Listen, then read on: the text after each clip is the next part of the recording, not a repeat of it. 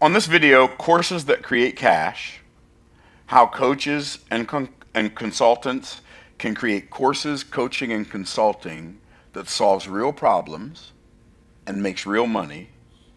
In this video, I'm going to show you exactly why coaching works for some people and doesn't for others. It doesn't matter whether you are a seasoned professional coach, consultant, or course creator, or whether you've never created your first course yet. In this video, I'm going to show you exactly what it takes to create courses, coaching, and consulting that actually changes people's lives with real solutions, not just a bunch of study materials. But before I do that, I want to answer this question. Why are courses and coaching and consulting necessary? Because it exists at a level today that it's never existed at in human history. And like the world, like everybody's a coach. And people say that like they're frustrated, right? Everybody's a coach, everybody's a consultant, everybody's creating a course. Well, that's true, but let me tell you why it's necessary before I tell you what's wrong with it.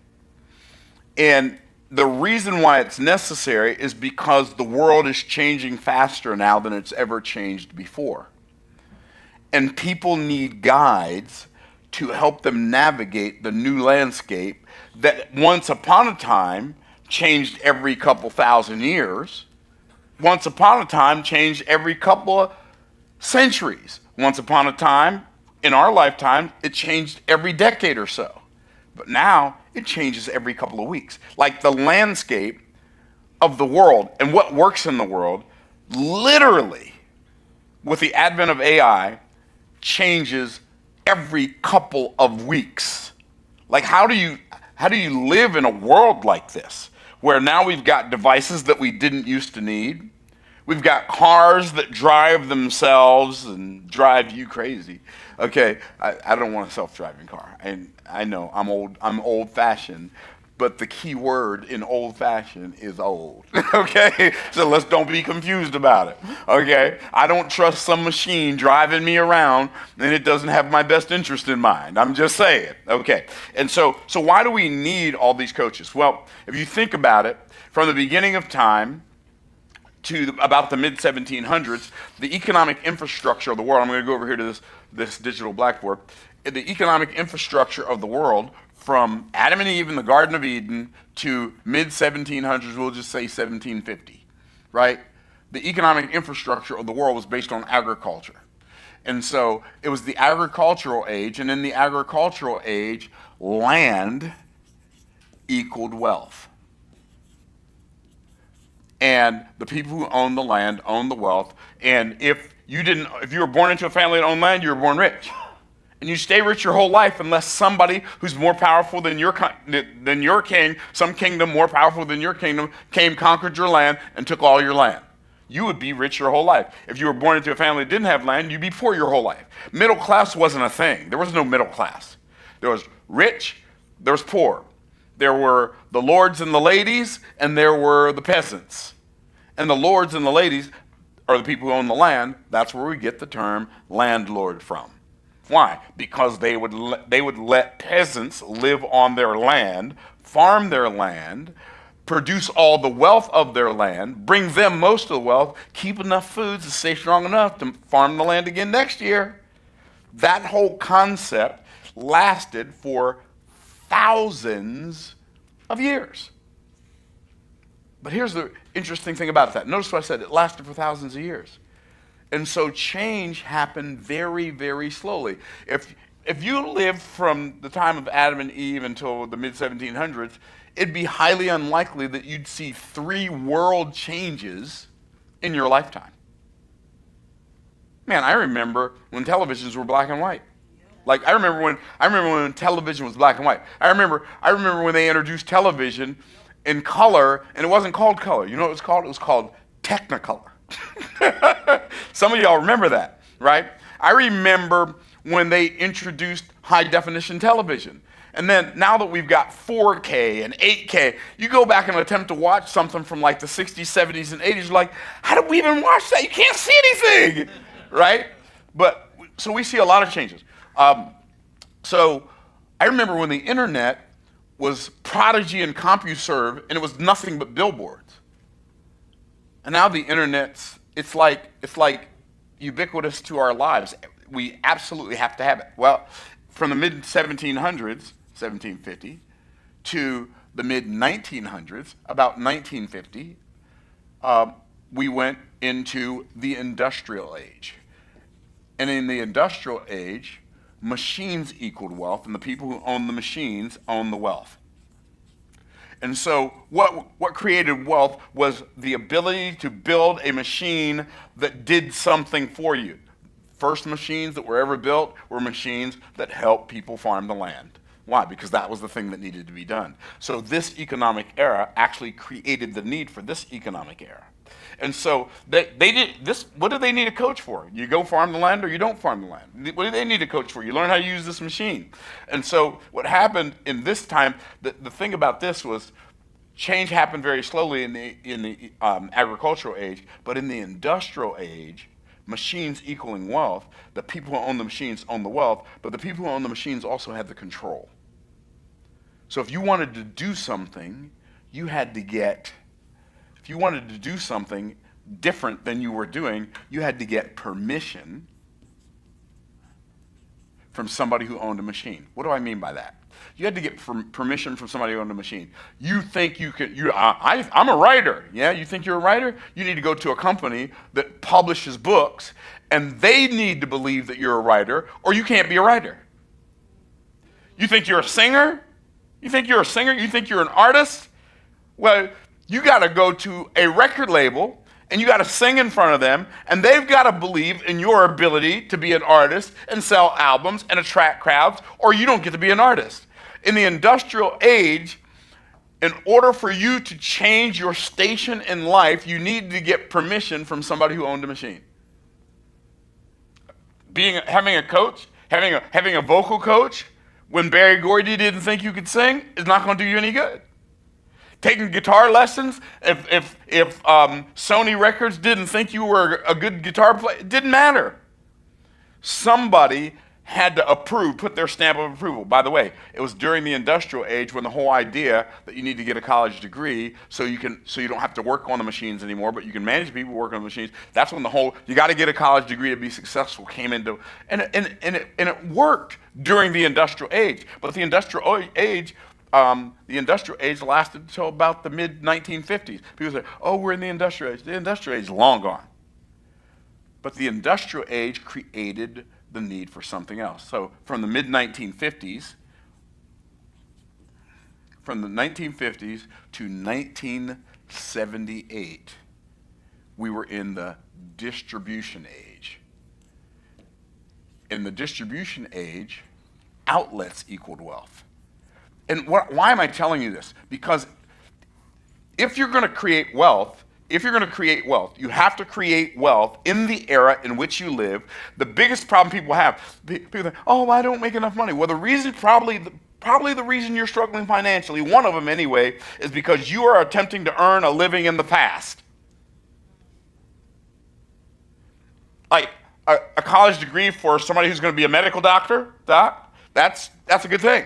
A college degree for somebody who's going to be an engineer and build bridges, please, pay attention in math class. I got to drive across that bridge, right?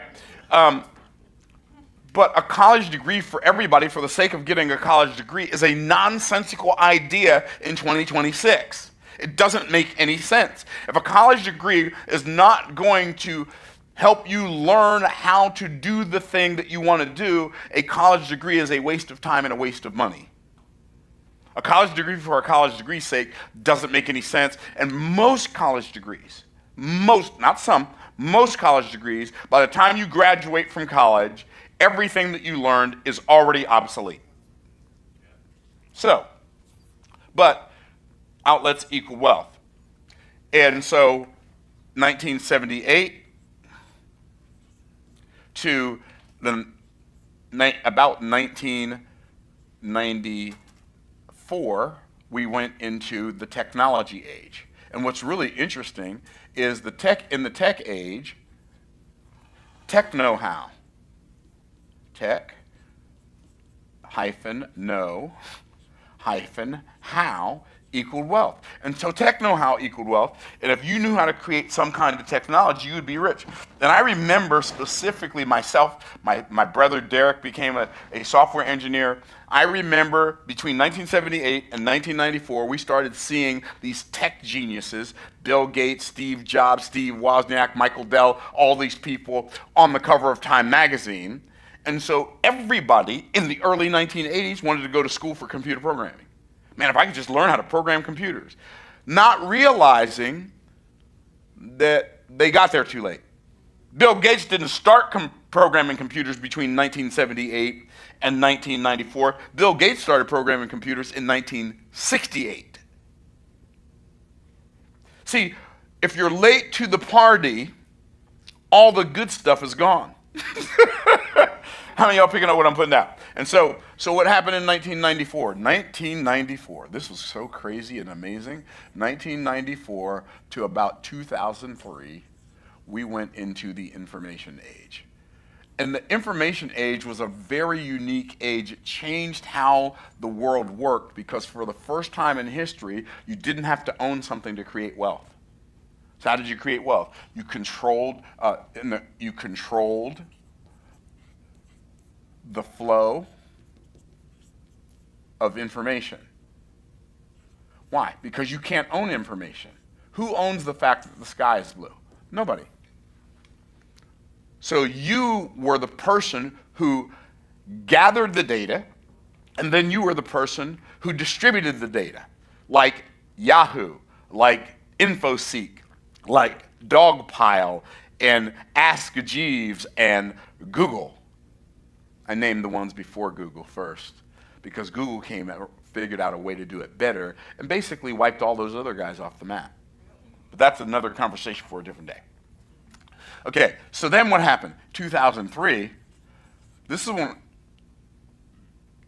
2003 to 2008, we went into what I call the techno-info edutainment age. What is that? People who know how to use technology to create information to educate people in an entertaining way. Those are the people who own the wealth.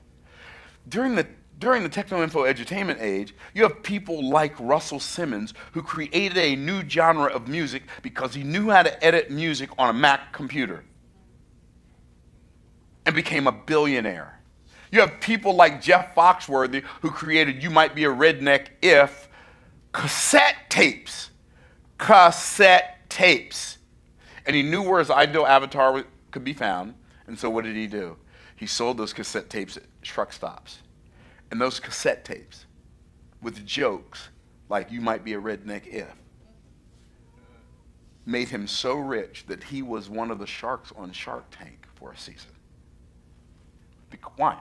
Techno-info edutainment age. The techno-info edutainment age was so powerful that there was a guy who was homeless, who was sleeping in his car, and he was selling VHS tapes out of the trunk of his car of plays that he produced. And today he's a billionaire. His name's Tyler Perry. The techno-info edutainment age is when I started my training company to teach people how to sell. I thought I got rich really, really fast because I was so great. Well, I was okay. But I started a business that matched the economic era that I was living in. Are y'all tracking? What happened in 2008? 2008 to 2021. We were in, by the way, all these economic eras lasted for a longer period of time than the previous economic era. This economic era right here lasted for a longer period of time than its previous era, and it was the first time that's ever happened in history. What era was that? We went into the partnership age, where multi-billion-dollar corporations said, if you will create content for my platform, Apple said, if you'll create apps for my app store. Amazon said, if you'll create ebooks for my bookstore. They said, if you'll create offers for my platform, I will sell it to my clients and give you most of the money. It changed the game because they were willing to pay out 70% to creators who created products for their shelves. Well, what happened in 2021? We went 2021 to, I don't know when this is going to end, because it's wild, it's the Wild West right now, to, I don't know, we are in the AI age. And it's all changing so fast that nobody knows. Like okay, as soon as you learn how to use this one, no, this one's better. And then you got another, and then this one's better. And then, oh no, you don't need AI, you need an AI agent. Oh, you don't need an AI agent, you need AI agent makers. Like, you need OpenClaw. Oh, OpenClaw, there's the OpenClaw killer now. You got Perplexity Computer, and there's like, I can't keep up, right? And then if you're talking about health, one day it's like, oh, coffee's terrible for you. The next day, oh no, coffee's great for you. It's got antioxidants. Oh, chocolate's terrible for you. Oh no, chocolate's great. And so everybody's confused because there's so much conflicting information out there. This is why coaches are necessary. And this is also why you could be one of them.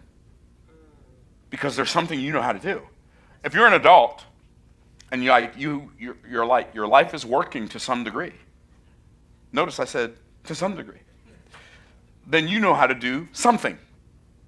You could teach people how to do the something you know how to do. If there are a group of people who are looking to learn how to do the thing you know how to do, you could be a coach. But this is why coaching is necessary. Okay.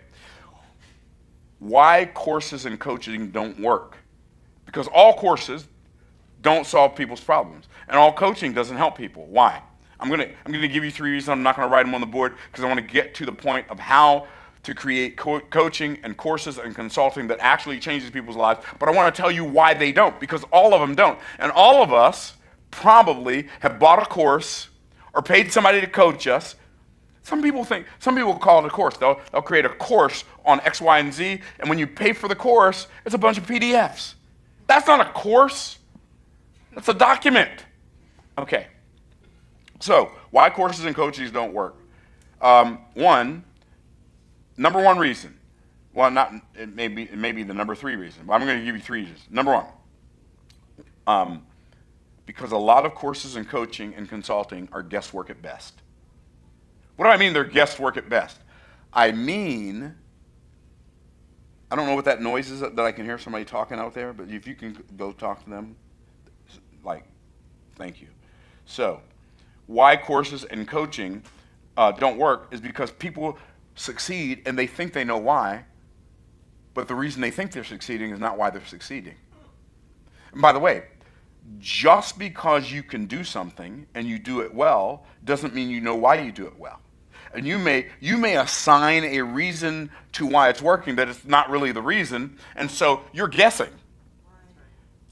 Like, now, if you can put that result on rinse and repeat for somebody other than you, and people who have different skill sets and different personalities, and it works for men and it works for women and it works for older people and it works for younger people. Like, if you don't have a big enough sample size, if you're the only person who's done it and you think that you know why it's working, you're probably just guessing. And guess what? Sometimes you might guess right.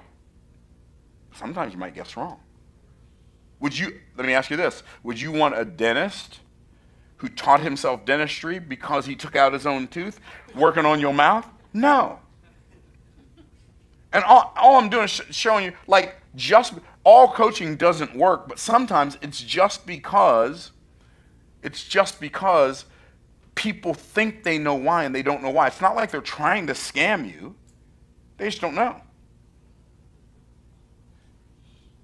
Number 2 reason. There are people out there who call themselves coaches and course creators, and they actually are scammers. They only created a course or a coaching program so they could make money. And they don't care if it works for you or not. There are people out there like that. It's hard to imagine. Like, if you're a decent human being and you walk with any level of integrity, it's kind of hard for you to believe that somebody would actually create something, call it a course, call it a coaching program, call it a consulting program, just so they can make money and they don't care if you get results or not. But there are a lot of people out there like that. Lots. Lots and lots and lots. Okay. So you have to do your due diligence. And the best way to do due diligence on coaching and consulting is like get a list of people they've helped. And if you and those people let you talk to them, that's great. But if not, like if somebody coaches people, for instance, if somebody coaches people on how to be fit, say just give me the Instagram profile of 10 of your clients, just so I can go look at them and see if what you did worked for them. Give me the Instagram. They teach you how to build a business. Give me the Instagram profile of 10 of your clients. Let me go see how they're doing. You see what I'm saying? So, I teach social media. Well, I'm going to look at your social media, and then I want to see the social media of people you've helped, because your social media might be working for a different reason than the stuff you're going to tell me in your course. Is what I'm saying making some sense? Yes. Okay, cool. And so, and the last reason, because a lot of courses and coaching programs are overwhelming because they've not been distilled. What do I mean by that? People who are new especially, but even people who've been around for a while, they think that a coaching program is more valuable if it has more stuff in it. More stuff doesn't make it more valuable. Like, more is not better, faster is better. What does that mean? That means if I'm telling you I'm going to get you a result, and it doesn't matter whether I'm teaching you how to cook, or if I'm teaching you how to organize, or if I'm teaching you how to get over anxiety, or I'm teaching you how to make money, or I'm teaching you how to get fit, if I have a coaching program and I'm teaching you, me giving you more information does not make it more valuable to you. Me getting you to the result faster makes it more valuable to you. Because the sooner you get to the payoff, the sooner you get to the result, the longer you get to enjoy it. Does that make sense to everybody? Yes? So, they make them overwhelming. Some people make their courses overwhelming because they're not sure what works, so they just throw everything in the pot. Some people make them overwhelming so that you will become overwhelmed. This is what the scammers do. They make the course overwhelming so you will become overwhelmed, because they have all of this disjointed and disconnected information, so that you give up on the journey, and then you think that you're the problem, but they're the one who created the process that was not easy to follow, or that was not even followable. So, that's real. Okay, now, so let me talk about if you're going to become a coach, a course creator, a consultant, and you want to make money, but you want people to get results. If you want to make money, people have to be willing to buy it. If they're going to buy it, they're only going to buy it for one reason, and that's because they value it. And they're going to value it when it has something in it that's valuable to them. Here's your problem. You're new. Maybe you're not new. Maybe you've been doing this for a while. And you create stuff that's valuable to you, and then try to get people to buy it. Try to talk people into buying it. Do you realize if somebody already desires an outcome, you don't have to talk them into buying the solution to get them that outcome. They already want it. It's amazing. One of the reasons selling for me feels so natural is because, like, if I'm selling something to you and you can't see clearly that it solves your problem, I think you're smart enough to know that and not to buy. And now you don't waste your money or my time. Everybody's happy. Right? And if I sell you something and it can get you a result, or I present something to you and it can get you a result, then you're smart enough to know that, and then you want to buy, and I don't have to stand there and pressure you for 3 hours. All I have to do is move out of your way and let you know how much it costs. It's so simple. It's simple, but it's not easy. Why? Because most people who create coaching and courses and consulting, they want people to buy them. They don't just want people to buy them, they want the person they're talking to now to buy. And I don't remember who, but somebody asked me at this event in California, like, how many sales are you hoping to close? I'm not hoping to close any. And I know that sounds weird. What do you mean you're not hoping to close any? I'm not hoping to close any. I'm trusting that the people who are smart enough to tell that this offer is for them will buy. I trust that that's going to be the case. And the people who are smart enough to realize that this offer is not for them, they're not going to buy. So I'm not hoping anybody buys. I'm totally disconnected from it because I know if there are people in the room who need the outcome that I am showing them how to get, they will say yes if they can. And that's enough. And I'm okay with that. That removes pressure. They don't feel pressure, and I don't feel like I have to apply pressure, because if I feel like I have to apply pressure, to me that feels yucky. And if they feel like I'm applying pressure to them that's going to feel yucky. Does that make sense? Okay. So, if people only buy what they value, how do I know what they value? I've just met them. I don't know what you value. Well, there are some things all humans value, right? All people want to be as healthy as they can. Most people want to have as good, like people who are not sociopaths or psychopaths, they want to have good relationships with people. So sociopaths and psychopaths don't care. They just care about getting what they want, right? And then many people want to be wealthier than they are. Not everybody. Some people believe that poverty is piety and wealth is wickedness. So I already know those aren't my clients, and I'm okay with that, right? But the people who want to do better financially, those are potential clients for me. So how do I know what to talk to them about? Okay, well, I have to understand what they value. And in order for me to understand what they value, I have to understand where value comes from. So where does value come from, Myron? Value comes from three places. One, perceived voids. And I used to say past perceived voids, but it might be a present perceived void. Like a void. Now, the longer this void has been in your life, the longer you've desired this thing and not had it, the more powerful that desire is, which means you value it more. It's why I looked at I got my '68 GTO back, and it's all restored, and it's so beautiful. It looks brand new, but brand new was only $3,300. But I bought it 2 years ago, and it needed to be restored. And I paid $40,000 for this car that was brand new, $3,300. Why would I do that? Because when I was 17 years old, my friend Stan, his brother Lonnie, had a '68 GTO, and it was so cool. It was like the coolest car of all the friends I had, and I wanted to buy it from Lonnie, and Lonnie wouldn't sell it to me. Lonnie, I hope you watch this, bro. You cost me $40,000. No, I'm just kidding. Okay. Okay, but why would I? Because I've wanted that car since I was 17 years old. So when I found one, and it was at a price that made sense to me, I'm like, I'm getting that. Is what I'm saying. Why? Because it was a perceived void.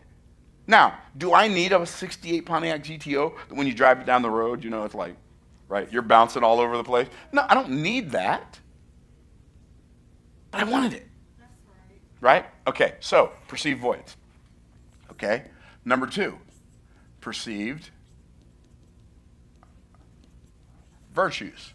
Things that I perceive as being virtuous, I value. So if I'm going to fill a void in my life, if the person you're selling to the thing you're selling them is going to fill a void, or it's going to fulfill some kind of virtue, some level of virtue, it's going to give them something that they perceive as good, they will say yes to your offer if they can. How cool is that? Everybody's, well, you got to put value in your offer, but nobody ever tells you what value is. Nobody ever tells you how to evaluate what's value. Well, the last one is pursued visions. What's a pursued vision? It's something that I can see is possible for me, it's desirable for me, and your offer makes it probable for me. That's a perceived virtue. A pursued vision. So I've been working towards this thing, and now all of a sudden I see a way to get to this thing. Oh, I'm all in. So does all of that make sense? Okay, cool. Because now that's what you talk to them about when you're selling your coaching and your consulting. In order for it to actually be valuable, it has to fill the void. It has to fulfill the virtues. It has to take them to or finish at the pursued vision has to finish there. And so in order for that, all of that to happen, then they need, the thing they're going to need that you're going to have to provide for them is a transformation. Most people, when they sell their coaching, they're selling, or their consulting, or their course, they're selling the trinkets. What do I mean, the trinkets? Oh, it's got this many workbooks, it's got this many audios, or I've got a workout app and it's got all these workouts. Nobody cares. Nobody cares. I don't want your workouts. I don't want your modules. I don't want your videos, and I don't want your workbooks. I want the transformation. And I'm only willing to suffer through your videos, or your audios, or your workbooks, or your app, or your workouts, if it's going to give me the transformations that I'm looking for. If it's not going to give me the transformation, I don't care about any of that stuff. So stop selling the trinkets. Stop talking to people about the trinkets it has, and start talking to them about the transformation they get. That's right. And in order for you to get them a transformation, it helps if you've had a transformation. That's right.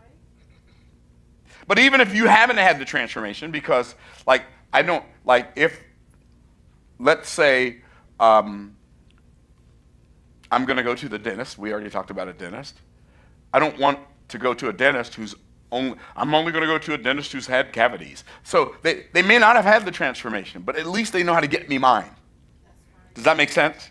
Yeah. Okay. Now, it doesn't matter. This is the part this is the step-by-step. Y'all ready for the step-by-step? Say I'm ready. Ready. Okay. It doesn't matter if the transformation is a health transformation, a wealth transformation, or a relationship transformation. It doesn't matter. There are 6 phases to transformation. If you put all 6 of these phases in every course you create, every coaching program, and every consulting offer that you have, you will have clients that have success. When I think about the people, there are people who've never had success before, that have followed my advice, and it's changed their life. I teach people how to make money. I teach them how to do well financially, and I teach financial literacy, and I teach them how to build businesses. And I was just telling folks in a recording that I did right before we went live, I met a guy from Trinidad this past weekend in California, and he told me how he made $3,000 in 2024, and he came to my Make More Offers Challenge, and last year he made $220,000. Wow. That's a transformation. And I had never, he was on my challenge once, and I remembered him from the challenge, but I didn't know that he went out and changed his life to that degree. I met a lady at a conference one time I was having. She said, Myron, just from your YouTube videos, my life has changed. I used to make $3,000 a month. Now I make $50,000 a month, and all I do is the stuff you talked about on your YouTube videos. Like, never paid me a dime. I'm okay with that. At least you got a transformation and a story. But then you got people who you would know. People like Dan Henry, who's a friend of mine, but also a client of mine. Dan was already rich when he met me. But he never had $1 million day until he came through one of my coaching programs. You got people, and all the $1 million day award winners that we've gotten, people who've done $1 million in sales in a single day. Richmond Din, who's here in the audience, he's gotten several now, had several $1 million days. We've had clients like Marvin Mitchell and Nehemiah Davis and Wall Street Trapper and David Chance and all of these influencers that you know, and Dan Locke, all these influencers, a lot of these influencers that you would know, who've increased their revenue exponentially by applying the transformational mechanisms and the transformational processes that we've taught them. How can you have that many people having success? Easy. Because there are 4 phases of transformation, and we take our clients through 6 phases of transformation. We take our clients through all 6 phases. Are you all ready for the 6 phases? Let me hear you say yes. Yes. Okay. The first one is awareness. All transformation begins with awareness. You become aware of a possibility that is desirable that you previously thought was impossible. So you become aware of the transformation. Like, you become, oh, this is a possibility for me? Oh, okay, let's go, right? And you become aware of who can help you get that transformation. Who can help me get that? Once you become aware of the transformation, you're like, okay, your antenna go up, right? You're like, okay, who can help me get the transformation? Who can help me get the transformation? Who can help me get the transformation? There they are. And then you get locked in. And one of the things that we all look for, whether we're willing to admit it or not, we look for people other than the person selling the transformation who are telling a story about how the person who is selling the transformation transformed their lives. We all want that, right? I want to know how it worked for somebody else. You know why we want to know how it worked for other people? Because we think we're smarter than them. Well, they did it. I know it's going to work for me, right? I mean, that's what we believe. It's human nature. It doesn't. There's nothing wrong with it. It's just human nature. So you become aware, but awareness by itself is not enough, because you can become aware and then decide you're not willing to pay the price. So the next thing you do after awareness is intention. You set an intention. You set an intention that I am going to produce this result in my life. This result is going to happen for me. That's what you decide. That's what I decide. Oh, I'm going to have this. I remember when I met Doug Grant, Doug and Hillary. I met them at an event we were at, and they're my age. Well, Doug's my age. Hillary's a little younger. So Doug's my age, and this dude, he's walking around looking like he just stepped off a superhero poster. What? And he's like, so what do you do? Well, I'm a health coach, and I have a supplement manufacturing company. I create workouts, and I help people, help people get stronger and be stronger longer. How much is it? $50,000 a year. Sign me up. Like, don't sign me up later. Sign me up right. Don't sign me up now. Sign me up right now. Right? And I signed up for Doug's program. And guess what? I am in almost the best shape of my life, and I'm 64 years of age. I'll be 65 in a month and a half. Or 2 months. Let me see, April. 2 months. Just under 2 months. I'll be 65. Stronger now than I was when I was 40 and fat Myron. Okay, so awareness, but now you have to set an intention. Now you have to intend to have the transformation regardless. I intend to have this transformation regardless. Cool. But guess what? Now don't miss this part. This is 2B. I mean 2A. This is not 3. This is 2A. Because there's 6 phases. But you have to remember 2A, because if you don't remember 2A, you're going to get thrown off. You're going to get derailed. So what's 2A? Disruption always follows intention. What does that mean? That means that when you decide to do something new that's going to make your life better, the first thing that shows up is not a payoff. The first thing that shows up is pain. The first thing that shows up is difficulty. The first thing that shows up is struggle. It doesn't matter. I remember when I first started working out, and I decided I was going to get on my assault bike. I'm going to ride for 15 minutes. I was 45 seconds in, and everything in my mind was saying, you fool, what made you think you could ride this assault bike for 15 minutes? I said, I'm going to do 30 push-ups. 30 push-ups? Bruh, you haven't done 30 push-ups in over a decade. What are we talking about, right?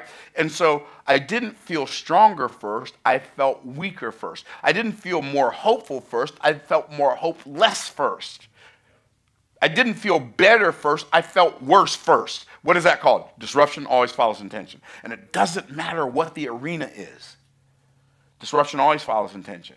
And if you're unable to last through the disruption that follows your intention, you will never have the transformation. How many of y'all tracking? Say I'm tracking. Okay. So, intention. Then you have to do this thing that very few people that you will ever meet are good at. You have to make a decision. Now, people are great at making choices, but a choice and a decision aren't the same thing. Choose means pick one. But if I pick one, I can put it back. Right? So choose means pick one. But decide comes from the Latin root de, which means of or from. Side, which means to cut. Like suicide, you cut off Sue. Who's Sue? Your life. Sue. You cut off your life, right? And so we have an incision. What's an incision? It cuts inside of you. When you decide, you cut off of you or cut off from you. Y'all tracking? So when you make a decision, you cut yourself off from any other possibility other than what you set your intention on. You know, it's really interesting that the word decision means to cut off. Guess what other word means to cut? The word covenant means to cut. And a covenant is an agreement between two or more individuals based on mutual love and trust, and it's a promise that you make on your life. If I don't keep my word, may what happened to these mutilated animals happen to me. That's what a covenant is. Now, many of y'all have seen me illustrate that before. I'm not going to illustrate this morning, but I'm telling you, that's what a covenant is. So when you decide something, here's what that literally means. If this is not what you mean when you say, I've decided to do this, you're only kidding yourself, and you haven't decided, you just chosen. Here's what decide means. I am going to do this thing or die in the doing of it, because I would rather die keeping my word to myself than live and break it. One of the main reasons you don't have confidence in your life is because you've broken your word to yourself so many times in the past, you can't believe a word you say. So you have to make a real decision. You have to decide, this is what my life is going to be about. Nothing will stand in my way. You are going to find me. This is me, right here, right now, on the first day of my transformation. This is the mountain of my transformation. That's not Mount Transfiguration, that's Mount Transformation, okay? Sorry. Okay, this is Mount... You are going to find me. Thanks for laughing at my preacher jokes. Okay, so you're going to find me at the top, victorious, or you're going to find me dead along the side. But here's where you're not going to find me. I'm not going back down. That's a decision. How many of y'all tracking? That's a decision. And there is no transformation apart from decision. There's no transformation apart from awareness. There's no transformation apart from intention. And what you've got to do is you've got to make people aware, tell them what intention to set, let them know disruption is going to follow their intention. It's not going to be easy, but it's going to be worth it. But why do you need it to be easy? What you're doing now is not easy. So what's the difference? Anyway, so decision. What comes after decision? Well, what comes after decision is discipline. That's number 4. Discipline. Discipline means I do what I'm supposed to do, the way I'm supposed to do it, when I'm supposed to do it. Don't miss this part. And I do it that way every time I do it. Discipline means I don't let myself off the hook from the daily disciplines. So I'm disciplined. So I'm going to make sure I consistently do the thing, not just intensely do the thing. And even if the thing is intense, I'm going to intensely do the thing consistently. How many of y'all tracking? Say I'm tracking. Okay, so discipline, and then we start getting into the fun stuff. And this is what we want to do recognition. And recognition is, I'm going to take time and I'm going to notice how far I've come. I'm going to just take note of the fact that I'm not where I want to be, but I sure ain't where I used to be, baby. Huh? I ain't where I used to be. I'm on my way. And see, we take time to appreciate how far we've come, and we don't hustle and grind ourselves into the ground because we're competing with somebody else. I have no competition. Neither do you. If you think you have competition, you're delusional. You say, well, other people, Myron, you're competition. In business, I don't even have any competition. So, but yeah, you do. You have other people who teach similar things to the thing you do. Okay, that's fine. They teach it in their lane. I teach it in my lane. They teach it their way. I teach it my way. I don't see them as competition. Period. I don't care who they are. And somebody looks at me and says, Myron, I'm thinking about buying your coaching program, or I'm thinking about buying so-and-so's. Which one should I buy? How do I know which one to buy? It's easy. Buy theirs. I don't have any competition.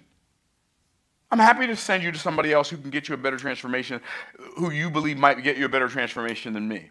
Because if you're confused whether it's me or somebody else, I'm happy to send you to them until you figure it out. And if they helped you, hallelujah, I celebrate you. And either they're going to help you or you'll be back. I'm okay either way. I'm not in a hurry, and I don't need the money. So I can just be who I am and not worry about it. Okay, so recognition, and then lastly, this is the last phase of transformation. It's number 6. I don't know what was that? Okay, number 6 is celebration. You celebrate. By the way, people ask, how can you get your family involved? How can I get my family to support me? Easy. You tell them, this is what I'm going to do, and then you set celebrations along the path. When we reach this milestone, we're going to do this to celebrate. When we reach the next milestone, we're going to do this. And then when we reach this milestone, we're going to do this. And even let them pick what the this is. I am telling you that if you will take people through these 6 phases, like that's why we give away $1 million day award to people who've earned $1 million in a day. That's why we have a $5 million day award and a $10 million day award and a $100,000 day award. We have those awards so we can celebrate the people that we're coaching who get those levels of transformation. And so whether or not you know it, like if you become aware of a possibility, one of the things that you need is you need a coach who believes that that possibility is probable for you if you will follow the steps. Because you're going to have a hard time believing in a transformation that's a complete 180 of the experience you've had your whole life. And the older you are, the harder it is for you to believe it. So you need a coach, a consultant, who believes, or a course creator who believes in your ability to get the transformation so that you can borrow their belief to build your belief